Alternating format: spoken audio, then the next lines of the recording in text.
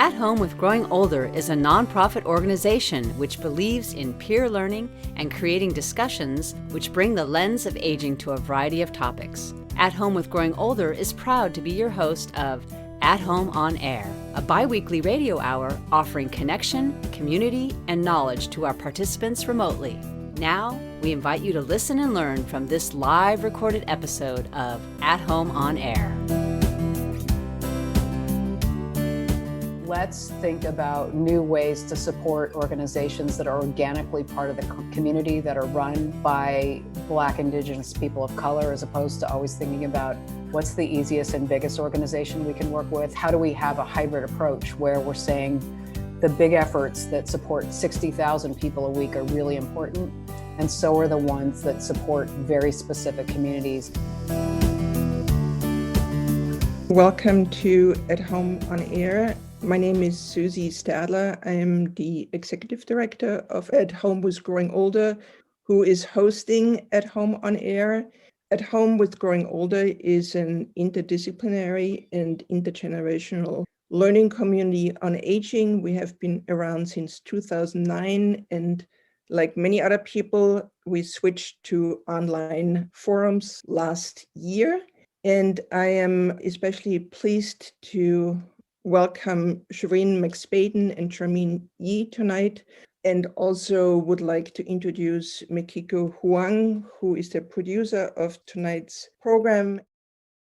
Hello, everyone. We're pleased to have Shireen McSpadden as our featured guest and Jarman Ye, who's going to be our moderator. The topic is thinking global, acting local, how age and disability friendly San Francisco is strengthening the community safety net. Shireen is the executive director of the San Francisco Department of Disability and Aging Services, part of the Human Services Agency of San Francisco.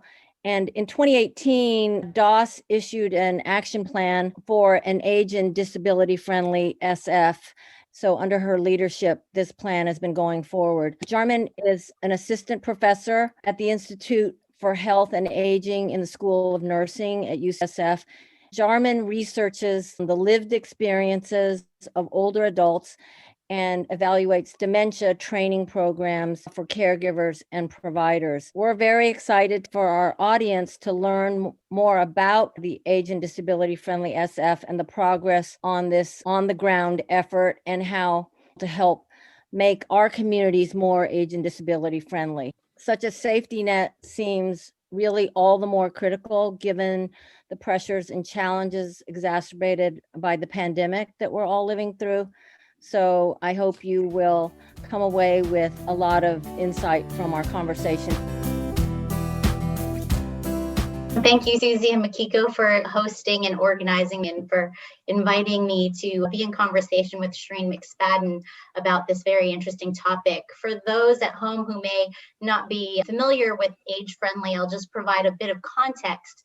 So this idea of age-friendly initiatives started around the 90s, and then it really became a global movement in 2007 when the World Health Organization created a guide to help cities and communities improve their social and physical environments for an aging population. And the effort has grown exponentially over the years. And today, over 1,100 different cities and communities in 44 different countries around the world participate in the World Health Organization's global network of age-friendly cities. And San Francisco is a participating city in this global network.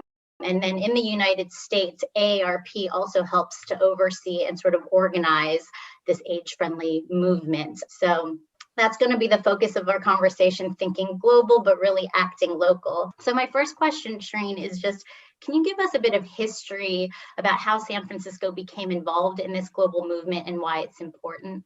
Sure, and thank you, Jarman, and thanks for being here, everyone. I just want to give a shout out to Jarman. She's an amazing researcher, instructor, educator, and we go back a long way. It's nice to see you, Jarman, and how your career has rolled out. One of the things that we heard when we first started thinking about age-friendly work in San Francisco, I know I was really excited, and I wasn't at the time the director of our department, but was super excited because I think a lot of us who've been working in this field for many years have been waiting for moments like this where we realize that there is movement, and there are people who think like us and who are saying, hey, wait a minute, we need our communities to be prepared for older people. We need our communities to prepare for the age wave that we're experiencing. And we need to make sure that cities and municipalities and rural areas are really there for people who need services and who need to engage in community. Back in 2014, Mayor Ed Lee, our mayor at the time,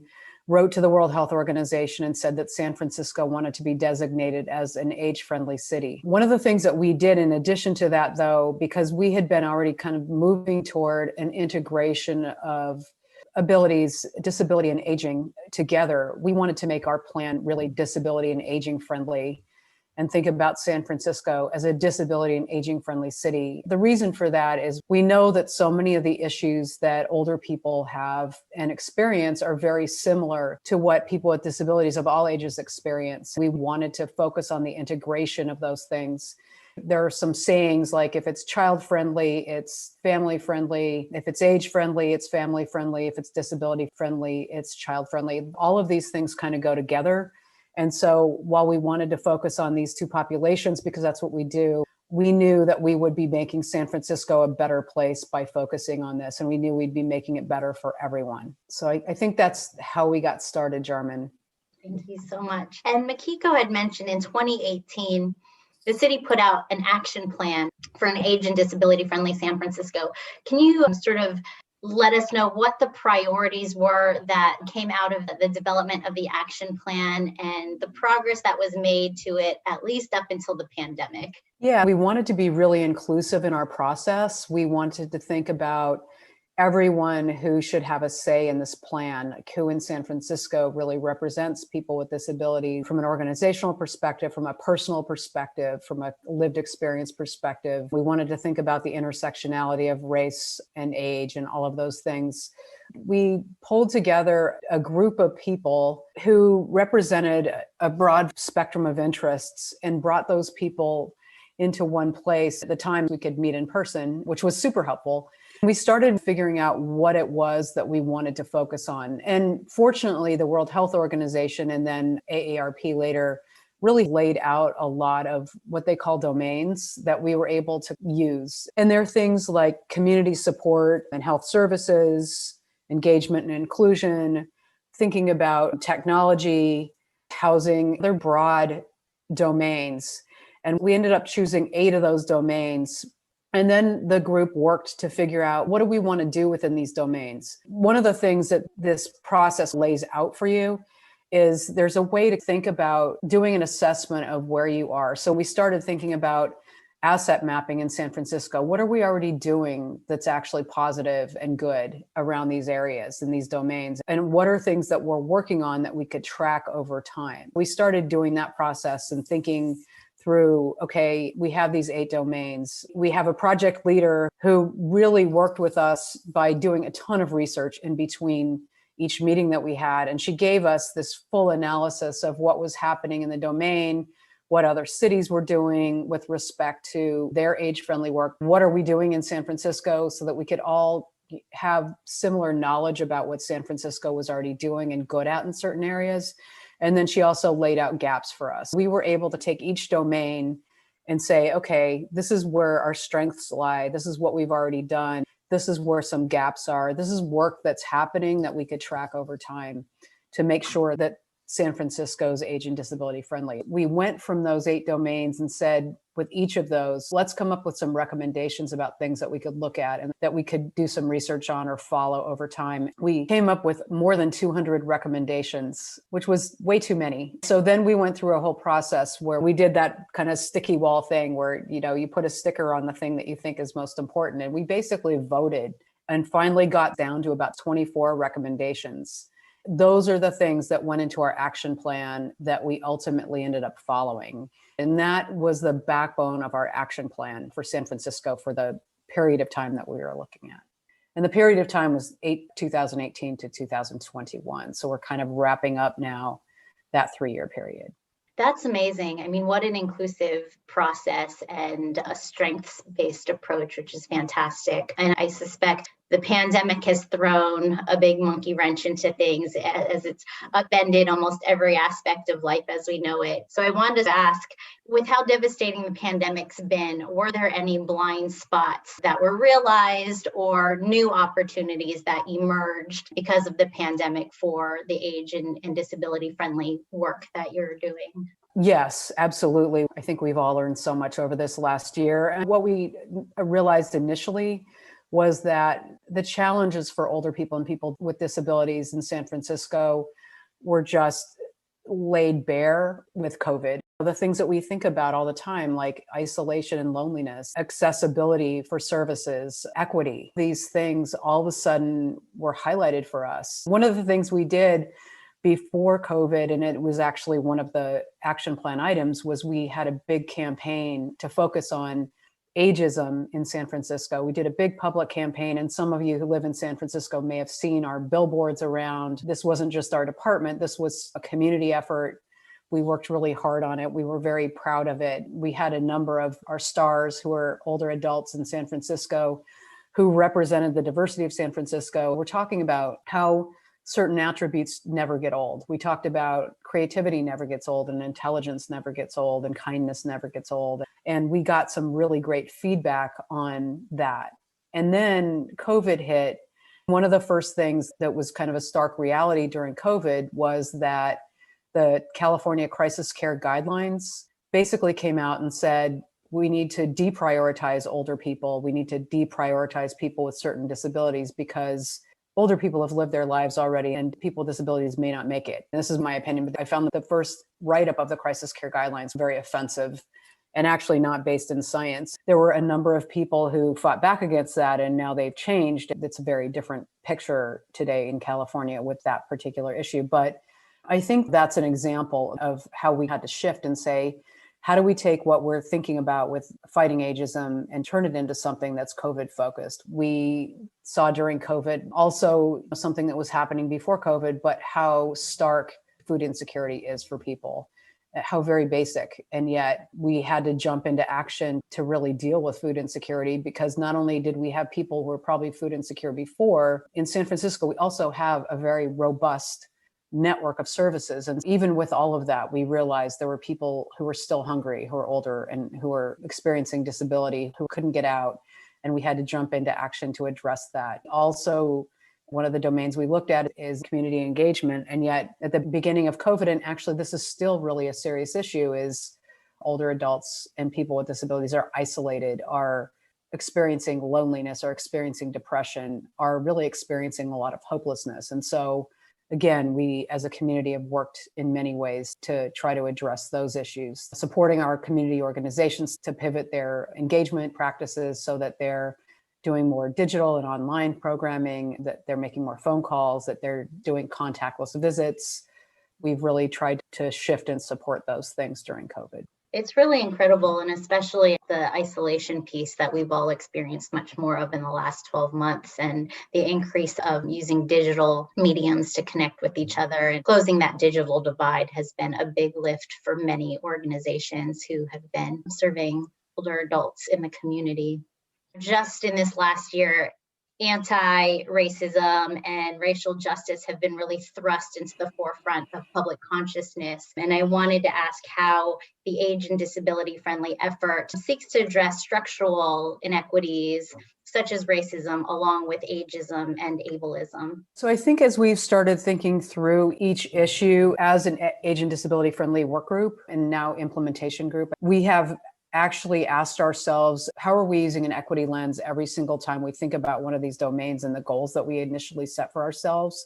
And what does that look like? For example, one of the domains is resiliency and emergency preparedness. That really became a big issue in this last year as the department head for the Department of Disability and Aging Services, but also as somebody who's been deployed and working very, very hard on the COVID command response, and as the leader of the COVID emergency food response for some time now. One of the things we do literally every day is ask ourselves, okay, how is this affecting the communities that are most affected by COVID?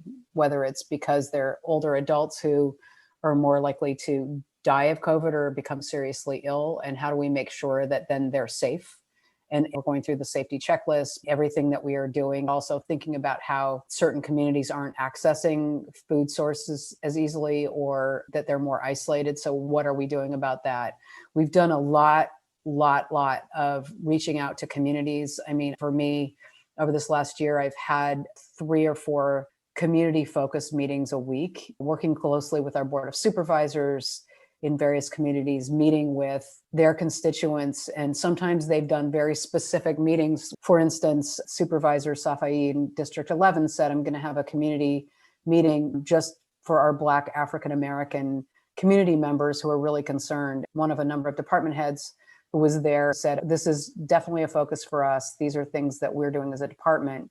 Because of that meeting, we're now saying, let's think about new ways to support organizations that are organically part of the community, that are run by Black, Indigenous people of color, as opposed to always thinking about what's the easiest and biggest organization we can work with. How are we supporting community efforts that are organic? Again, a number of communities came forward and started doing a ton of work on their own without funding, just to support their own communities and really think about what is it we need to do, because we have to step up for ourselves. And we as a city are now saying, how do we support those efforts? You know, they may not be the big organizations that we worked with before. They may not be the food bank, which is also really important. But the community effort and the last mile work that a number of our communities do ensure that people get the resources they need. We're trying to figure out, how do we have a hybrid approach where we're saying the big efforts that, and again, just to use food as an example, the big efforts that support 60,000 people a week are really important. And so are the ones that support very specific communities, like people who eat halal food, for instance. And how are we making sure that we're thinking about the needs of those folks and getting them the resources they need? We've had a lot of experience with this over the year, and I personally feel grateful for it, because while I think it's easy to think through what we do in the regular world, this has thrown us into a brand new conversation. Even in my own personal life, certainly in my own family, I come from a multiracial family. I've certainly seen how things are different for different members of my family. We all walk around in San Francisco, and San Francisco is a tough place. But this has really shown me even more deeply what different communities experience and how we can do a better job of serving our constituents. Absolutely. I think the hybrid approach is a really important strategy. It's great to hear how innovation can be leveraged in that way. I wanted to zoom out a little bit to the state level. California recently released a state plan on aging in January, and I wanted to ask what synergies you see between that plan and the San Francisco Age and Disability Friendly Action Plan. I guess I feel the same way about the master plan that I initially did about our age and disability friendly work. And that's that it's so exciting that the governor said aging is important, that we need to think about the needs of older Californians. In San Francisco, the stats I saw yesterday are that close to 22% of our population right now is 60 and older. But then when you add people with disabilities who are 18 and older on, it's over 25%, and we're slated to be 30% of the population by 2030. And that has not changed. It's just really great that our governor is thinking about that, and that he has said to his teams, you really need to work together to figure out what this means. Where I see the parallels are that one of the things that the age-friendly movement is meant to do is to bring partners together. We brought people together to come up with the plan. One of the things it kind of forces you to do is work with other departments. And some of the things that we laid out, we can't do on our own. Older adults should have affordable housing. I mean, that's a lofty goal because, you know, San Francisco's challenged that way, but it makes us have to work as a department and as a community and as nonprofit providers and for-profit and consumers with the various departments that need to be in the room for those conversations. So the planning department, the homeless department, the controller's office, the mayor's office on disability, et cetera. And it's the same at the state level. I've really seen something brand new. As somebody who's worked with the state for many years, I've never seen the departments come together on something like this. And the governor really brought together his cabinet, he brought together his departments and said, this is going to happen. I am starting, and a lot of people are starting to see those departments come together to support this work. And the state ultimately is thinking about making California an age-friendly state. And a lot of the work in the master plan will go toward that. There are goals, they may be lofty, but it means that we're working on it as a state. Like every older adult will have choice in housing, will have access to affordable housing. There are things in there about the long-term care system and making it affordable. Making aging affordable is a big piece of this. Without a plan, you can't get there. And a very exciting thing about having the plan is that we're all going to be working on this. I mean, it won't happen tomorrow, and we're far from perfect, but it means that there's some attention. It means the governor thinks it's important, and therefore his department heads do, because it's the direction that he wants to take us as a state. It's definitely exciting to know that leadership at the state level recognize aging to be so important, and how aging issues do cross all these departments that need to work together moving forward. That's really exciting. I wanted to ask if you have recommendations for how folks at home can get involved in the age and disability friendly effort, what they can do in their own neighborhoods or communities. Well, if people are in San Francisco, we would love to have you on our implementation work group. We welcome all members. We love to have more voices. And so that's, I guess, the first thing. The second is there are a lot of efforts going on in every neighborhood in San Francisco. There are a number of organizations that are doing community work in various neighborhoods. If you wanted to engage in your own neighborhood and didn't want to be part of the citywide effort, there are a number of ways to be engaged. You are listening to At Home on Air. We are now switching to questions by participating audience members in this recorded live episode. If you want a chance to ask your question, visit us at athomewithgrowingolder.org and register for the next live episode.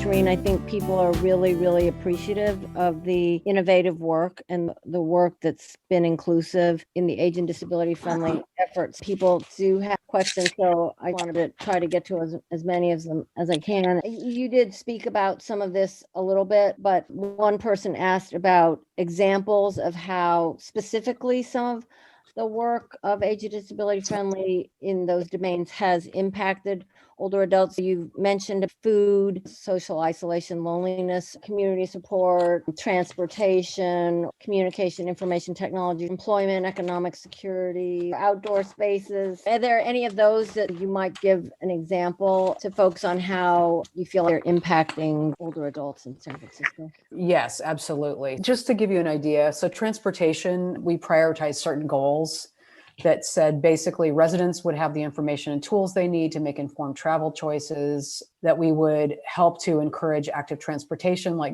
bicycling and walking. And of course, that means that we're working with other departments to think about how to support that through policies, design, and programs, working on private transportation policies or programs that make for accessibility and equity. So especially when you think about things like these shared rides. So we've done a lot of work through Muni. We've used our partners such as TransDevon, Muni, DOS. There's a mobility management work group, and really creating a collaboration that looks at equity, thinks about the needs of people with disabilities and older adults in every single move that work group does, or every single recommendation that it makes back to the larger transportation group is really thought out carefully. Basically, that's how we give our input, making sure that we're part of those plans and inserting ourselves. And I think that's really what this work is about. It's making sure that the people who have the best interests of people with disabilities and older people at heart are saying, don't forget this population. We need to think these things through. Right now, we've shifted one of them that's focused on outdoor spaces and buildings. We initially said that the goals were having a diversity of accessible and clean outdoor public spaces, and public right-of-way, such as sidewalks, should be accessible and inclusive. We were going ahead and working on that one, and that's a good example of how we had to shift a little bit when COVID hit. One of the things that we're dealing with now is there's some controversy over what the city's done with respect to parks. So if you think about JFK in San Francisco, in the middle of Golden Gate Park, they shut it down to cars. I think the park was thinking, this is great for everyone because everyone can enjoy the park car-free, kids can enjoy it, and it's safer. What then happened was that older people and people with disabilities came out and said, hey, you know what? I was going to the park for my mental health. That's the one time I can get out of the house and I feel safe because I can be away from others. And yet now I can't go because I don't have a way to get there. I don't have a place to park. The Age and Disability Friendly Work Group has been really involved in that conversation and has been saying, well, wait a minute, let's have a broader conversation that includes older people and people with disabilities. And so I think that's a good example of how we can get involved and how we had to get involved. Shared Spaces program is similar in that it's great on one level because, of course, the city wants to support businesses, absolutely. And yet there are things that are hazardous for people who use wheelchairs, hazardous for people who don't have the same balance anymore. Trying to get around some of those things has been really challenging. We've had a lot of complaints. And I know there's a question about fall prevention in here. We do have some fall prevention programs at DOS. This isn't something we took on specifically in the Age and Disability Friendly Plan, but it is something we've been addressing through things like this outdoor spaces that are safe for people. So that's great. With a slightly different focus, someone asked about support for very low income folks with behavioral health and mental health disabilities who are older and have disabilities that may include others beyond mental health, and just what kind of support is in place for them. So again, I would go to our department, and not just our department, but our partnership with the Department of Public Health. We do have some programs that focus on the needs of older people and people with disabilities who are experiencing behavioral health issues, for sure. One of them is the Community Living Fund, which is a program that's pretty innovative, started in San Francisco and is really focused on making sure that people can live safely at home and providing them with the services that they need, including case management, behavioral health treatment, support, and other services that they need. And we have a number of other programs like that.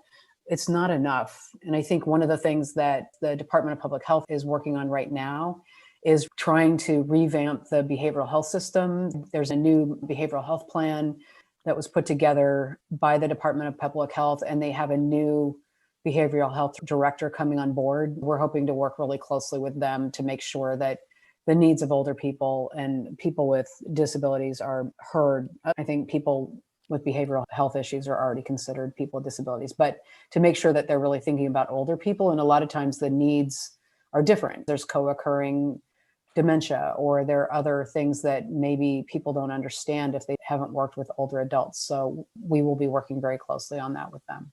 We actually here at Home with Growing Older are very familiar with the Community Living Campaign. Marie Jobling is on our board as well and very involved. So yes, it is amazing the work that the Community Living Campaign does. You did touch on some of the racial equity issues, and that's fantastic, like how you went into one of the districts and had meetings specifically with African-American members of the community. There has been a lot in the news about anti-Asian violence, and it seems a lot of it has been targeted against older, more vulnerable people. I think it was happening long before the pandemic started, but it seems like people are paying more attention to it with more focus on racial equity in general. Are there things that are being done at the city level in San Francisco? Because it certainly is happening all over the country and notably in the Bay Area. It's horrible. It's really horrible. And we've been hearing a lot of stories about violence perpetrated against older Asian Americans in San Francisco. And it's really heartbreaking that that is happening, that people are choosing to perpetrate that kind of violence on older adults at all, and particularly the Asian American population where it seems to be centered. We are working with our Asian American service providers to figure out what the right approach is.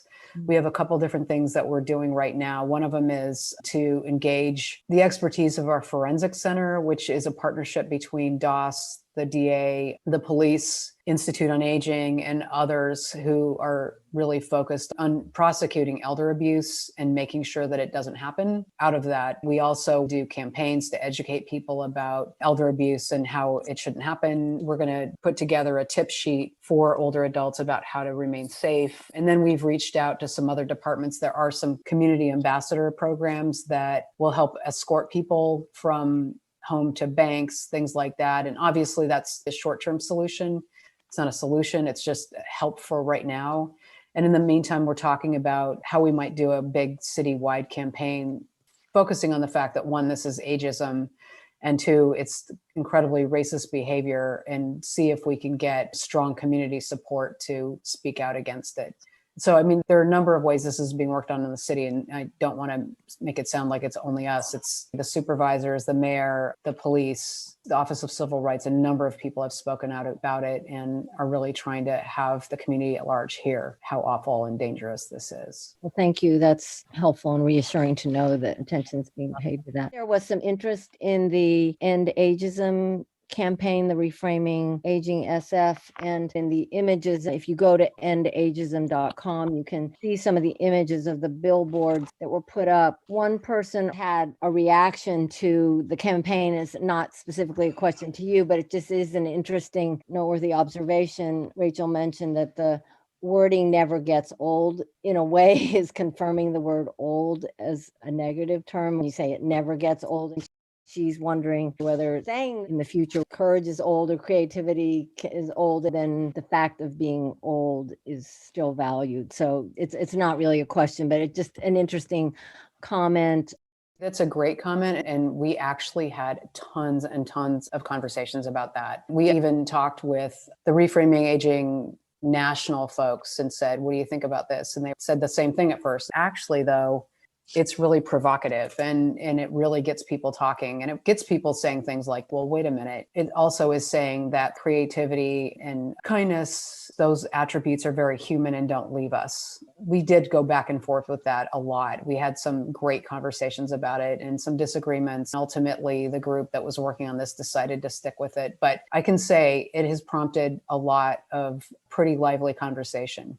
In the future, we would do something different because we wouldn't use that again anyway, but it was interesting. Yeah, well, the fact that it would spark conversation and help people confront, I think, a lot of these things, racism, ageism, ableism, often an individual thinks that they themselves don't suffer from any of that, often trying to take the focus away from people feeling guilty or just thinking about the systems that promote ageism or ableism. If we can spark more conversation and have people engage with that and think, yes, I need to support, anti-ageism or anti-ableism efforts, sparking that conversation certainly could be very useful. That's great that there were a lot of people involved in the conversation, and certainly there was an agreement on everything. It's great for the audience to know that that was part of the conversation. One of the questions was about numbers. Sometimes people don't have a good idea of how many older people are affected by food insecurity or homelessness, perhaps exacerbated by the pandemic in San Francisco. Is there a rough number or percentage of people that your department has seen affected? Recently, 15 to 20% of the overall homeless or underhoused population is made up of older people. So I don't know about the raw numbers, but that's pretty high. The Department of Public Health before COVID said that 1 in 4 people in San Francisco were food insecure. They have now adjusted that number to say 37%, so almost 40% of the population is food insecure. And I would say that, I'm close to that issue. I've been running the COVID food security work for the last year, and that is what I see. It's just incredible food insecurity right now. This is such a staggering number. It's 37% of all people over 65. No, just total. I don't have the number over 65. I'm just saying this is children, this is families, this is single adults and older people. It's totally insane. Yeah, it's staggering and it's ridiculous. Many of us have seen interviews or reports from people across the country who are involved with food banks, that people who actually used to be volunteers on the distributing end are now needing to be recipients of food from the food bank. It seems that this crisis is exacerbated by the pandemic. There's links in the chat about how people can get involved with the Asian Disability Friendly SF implementation work group. Can I intersperse one question regarding transportation? I'm not a San Franciscan, but I've heard that, and it's also true for the East Bay, that certain lines of public transportation have been cut because of budget constraints. For many older adults, this is disastrous. Is there anything in the works as a solution or as a Band-Aid? One of the things that's happening as people are starting to come back out is they're starting to put the muni lines back in place and really focusing on things like making sure that people can get to vaccine sites, making sure people can get downtown. We, as an age and disability friendly work group, will continue to monitor where the challenges are for people. Fortunately, one of the other things that Muni is charged with, just as we all are as departments, is really thinking about equity. They're having the equity plan be part of the overall revamp of Muni. There are a lot of conversations going on in Muni and with other departments, just like there are in our department, about how we're serving people to ensure that people are not left out of the ability to get across town or to get to where they need to go. It's obviously hugely complicated given that departments are funded differently. Our department fared very well because we get so much money from the feds and the state, and because we have the Dignity Fund, which was approved by the voters. And so we have the ability to pay for all these things. Muni, as an enterprise department for the city, is more challenged because it does rely a lot on, federal and state sources, which didn't come in right away. But it also relies heavily on ridership. And so when that went down, they lost a lot of funding. And so it's a very tough battle, but we're all working to make sure that people who need it the most are getting what they need. And we have those conversations with Muni literally weekly. This cross-department collaboration is fantastic. As you mentioned, the Dignity Fund, an amazing achievement and very special in San Francisco. I don't know if everybody knows about this, but can you just briefly say what this is? Sure. We have some really fantastic advocates in San Francisco, as many of you know, who really want to see people with disabilities and older people have the resources they need to age in place and stay at home and get the resources they need to live at home safely. They worked with the city a number of years ago, and I was actually very involved in this. I guess it was 2014, 15, when we first started working to put the Dignity Fund measure on the ballot. And basically what the Dignity Fund does, now that it did pass, what it does is it created a baseline of funding for services for people with disabilities and older adults. In good years, adds to that and provides growth to that fund every year. Unfortunately, the last 2 years, we haven't seen the growth. Well, we didn't see it last year, and I'm assuming we won't see it this year because of COVID. But generally, it's been growing, and it has really provided a number of services that wouldn't have been there before. It's protected the dollars that were in the budget to begin with, and it's administered by our department. We also have a very public process for assessing the need every 4 years. We go into every district, many focus groups. We have open forums, and we look at a lot of data before we make the recommendations on how we're going to spend those dollars. But it's been great, and it's something that San Francisco has that basically no other county in California has. Been really fortunate. There's a lot of conversation about making it a statewide program so that it's guaranteed funding for these services, but that hasn't happened yet. You talked about how this implementation phase is 2018 to 2021, and folks would love to know about the work continuing after that. So what will happen in the plan in 2022?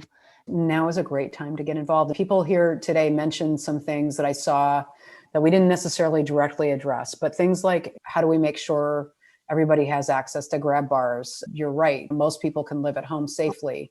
So what does it take to make sure that everybody has that? How do we think about things like falls prevention when we know that falls contribute so much to people spiraling downward and those types of things? Those are things we could actually put into a plan. The domains pretty much cover everything. We have to decide what domains we want and then what our goals are and what we're going to track from 2022 on. So this is the chance to get involved with the new plan. We just are finishing up our assessment of our first period Age and Disability San Francisco work, and we're about to enter our new phase. So would love to see people join us.